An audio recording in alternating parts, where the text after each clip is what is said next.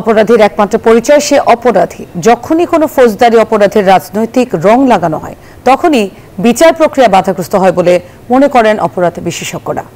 আর সাবেক পুলিশ প্রধান নুরুল হুদা মনে করেন সমাজে অপরাধের মাত্রা বৃদ্ধির প্রধান কারণ আইন শৃঙ্খলা বাহিনীর শৈথিল্য প্রদর্শন। অপরাধ নিয়ন্ত্রণে আইন শৃঙ্খলা বাহিনীকে কঠোর হওয়ার বিকল্প নেই বলেও মনে করেন তিনি। বিস্তারিত জানাচ্ছেন মাসুদ আল আবুনি। রাজধানীর মিটফোর্ড হাসপাতালের সামনে নৃশংসভাবে হত্যা করা হয় লালচাঁদ ওরফে সোহাগকে জানিয়ে চলছে আলোচনার সমালোচনা। এর উত্তাপ ছড়িয়েছে রাজনৈতিক মহলেও। গেল 11 জুলাই চাঁদপুরে জুমার নামাজের পর মসজিদের ভেতরই ইমাম মাওলানা নুরুর রহমানের উপর ধারালো অস্ত্র নিয়ে হামলা হয়। একই দিন খুলনার দৌলতপুর থানা যুবদলের সাবেক নেতা মাহবুবুর রহমান মোল্লাকে গুলি করে ও রক কেটে হত্যা করে দুর্বৃত্তরা। অবশ্য পুলিশ হেডকোয়ার্টার্স বলছে এই 3টি ঘটনায় গুরুত্ব দিয়ে তদন্ত করা হচ্ছে।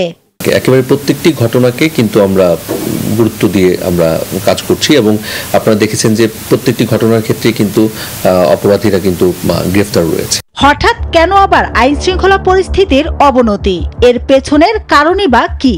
অপরাধ বিশেষজ্ঞরা বলছেন রাষ্ট্র, সরকার বা আইন শৃঙ্খলা বাহিনী এখন পর্যন্ত এমন কোনো পদক্ষেপ নিতে পারেনি যাতে অপরাধীরা ভয় পায়।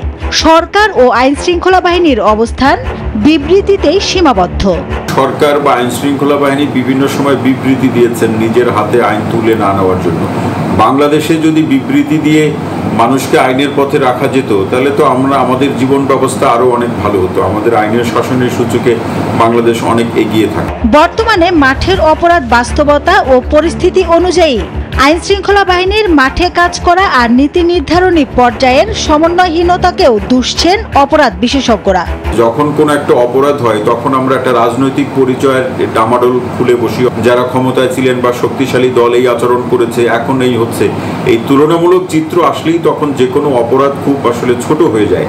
এসব ঘটনায় উদ্বেগ ও শঙ্কার কথা জানিয়ে সাবেক আইজিপি নুরুল হুদা বলছেন আইন শৃঙ্খলা পরিস্থিতি ক্রমেই অবনতি হচ্ছে।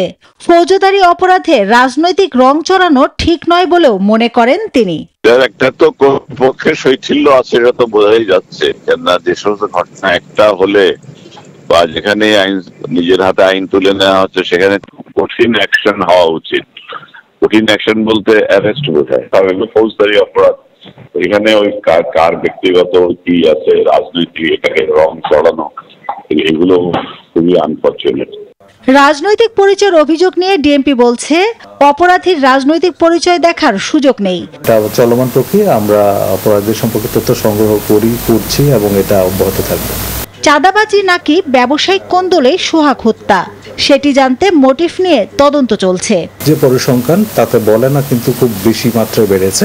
মাসুদ আল আবুনি, নিউজ 24, ঢাকা।